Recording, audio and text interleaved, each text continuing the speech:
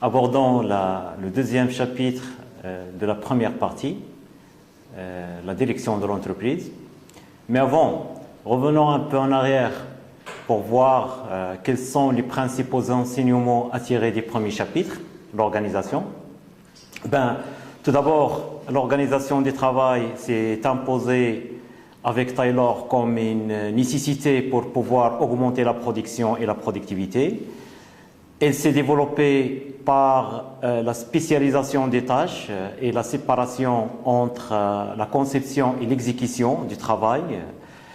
Le contrôle dans cette organisation est partout, elle est omniprésent. Viendra par la suite Ford, qui a poussé encore plus loin cette nouvelle forme d'organisation en mettant en place la standardisation, rappelez-vous, le travail à la chaîne. Ce qui a eu bien évidemment des avantages indéniables sur le plan économique, développement de la production de masse, développement de la consommation de masse, mais d'un autre côté, il a eu des inconvénients sur le plan social et le climat du travail, notamment la déqualification des personnels. Donc on est devant des ouvriers spécialisés sans autre qualification. La cadence du travail était très importante, ce qui a eu des répercussions négatives sur la santé psychique de l'homme au travail, etc.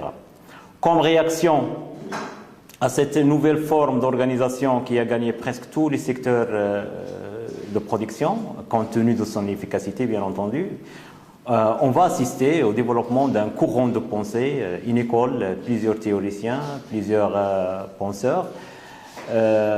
Courant de pensée qui est plus ou moins récent, donc il s'étale des débuts jusqu'à maintenant, et qui s'appelle l'école des relations humaines. Ce sont tous les théoriciens qui pensent que l'organisation scientifique du travail n'est pas la seule forme d'organisation du travail possible pour améliorer la productivité. Là, c'est leur postulat de départ, c'est leur conviction de départ.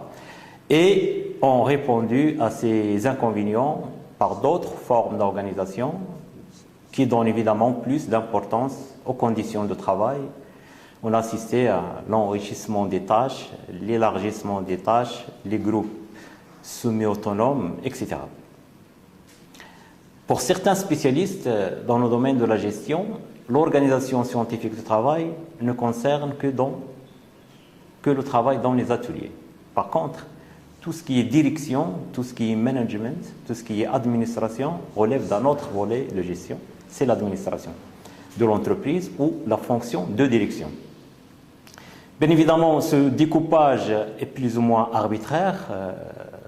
Si je l'adopte dans ce cours, c'est juste pour des considérations, disons, pédagogiques, pour simplifier un peu la compréhension et montrer que cette matière, l'organisation a suivi un certain cheminement des pensées étalées dans le temps. Donc on essaye de classer un peu chaque penseur, chaque méthode d'organisation et de travail sur un plan linéaire. Tout simplement, la réalité est beaucoup plus complexe que ces simplifications. Donc notre deuxième chapitre de la première partie va concerner la direction de l'entreprise.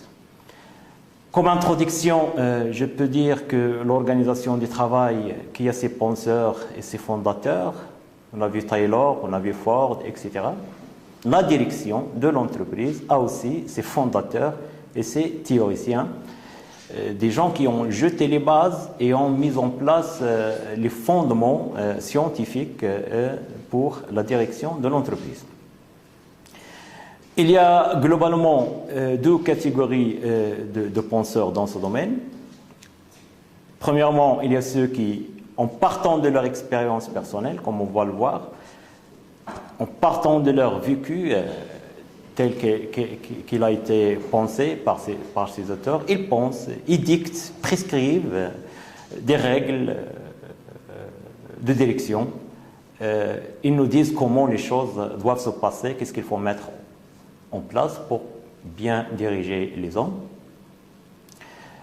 En appliquant des règles et des normes, cette approche, elle est qualifiée d'une approche normative, tout simplement parce qu'il y a des normes, des règles à mettre en place pour que les choses se passent bien.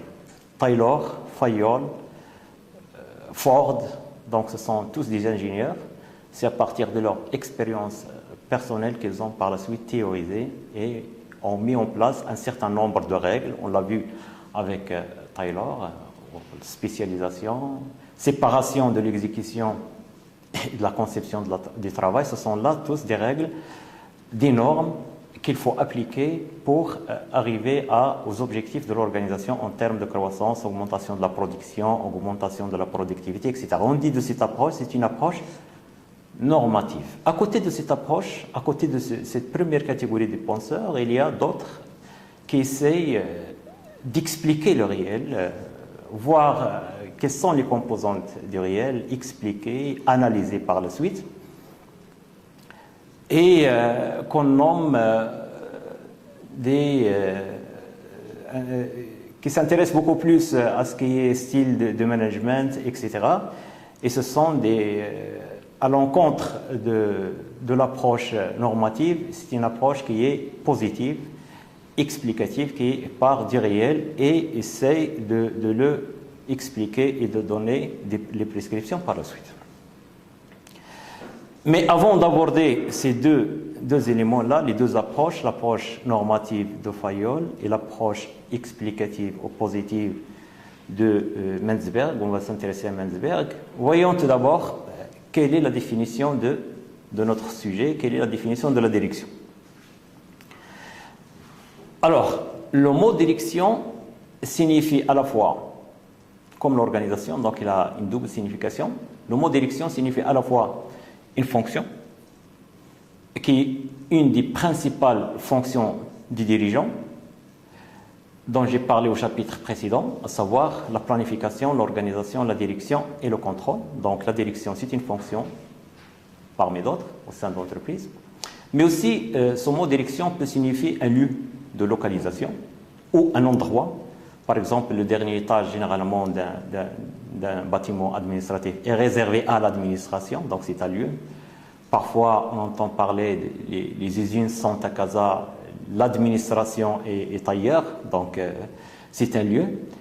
Comme il peut signifier aussi les organes de direction, donc on parle du conseil d'administration, direction générale, conseil de direction, comité de direction, conseil de surveillance, et j'en passe. Donc il y a beaucoup d'organes de direction. Sous le chapitre duquel on parle de gouvernance de l'entreprise, c'est-à-dire les institutions qui exercent un pouvoir au sein de l'organisation. Mais pour nous, le sens qui nous concerne ici, c'est la direction comme un exercice de pouvoir. Quelque part, on peut donner une définition provisoire. Diriger, c'est en quelque sorte exercer le pouvoir, quel que soit l'organe qui assure cet exercice. C'est en premier lieu l'exercice du pouvoir. Bon, cette fonction de direction, cet exercice de pouvoir peut être assuré par une personne, PDG, président, c'est président du conseil d'administration, donc président, directeur général, PDG, ou bien un directeur général tout simplement qui coiffe tout un ensemble de postes de management global. Donc il y a sous le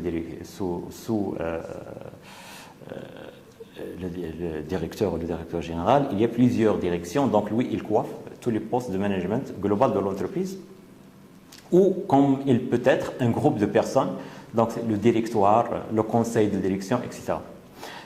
À noter que la direction, c'est la seule fonction qui ne peut pas être externalisée. Donc toutes les autres fonctions peuvent être externalisées, c'est-à-dire déléguées à des tiers, approvisionnement, gestion financière, en quelque sorte, etc., peuvent être déléguées à des tiers, mais la direction, elle, c'est la seule fonction qu'on ne peut pas externaliser.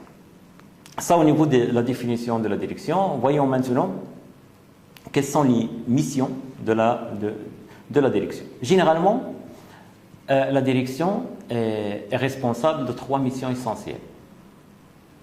Tout d'abord, c'est la définition des grands choix stratégiques à moyen et à long terme.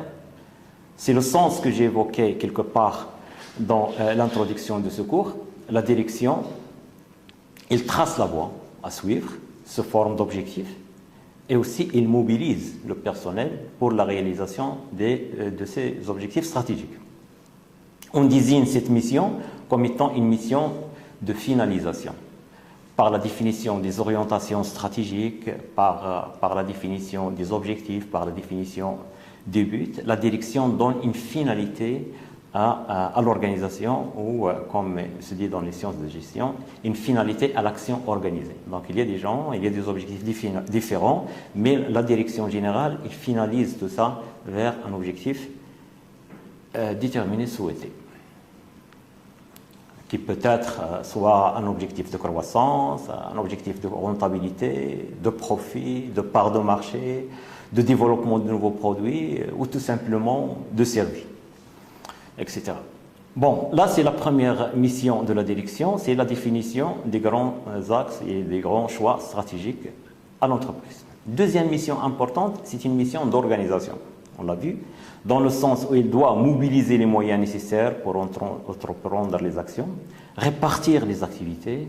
Donc on a dit que l'organisation, c'est un peu la répartition du travail et sa coordination. Donc là, c'est des ressorts de la direction. Et il a aussi, en fin de compte, une mission d'animation. Il doit motiver, c'est-à-dire créer les conditions et les raisons qui poussent les collaborateurs à agir dans la direction souhaitée. Ça, c'est la motivation.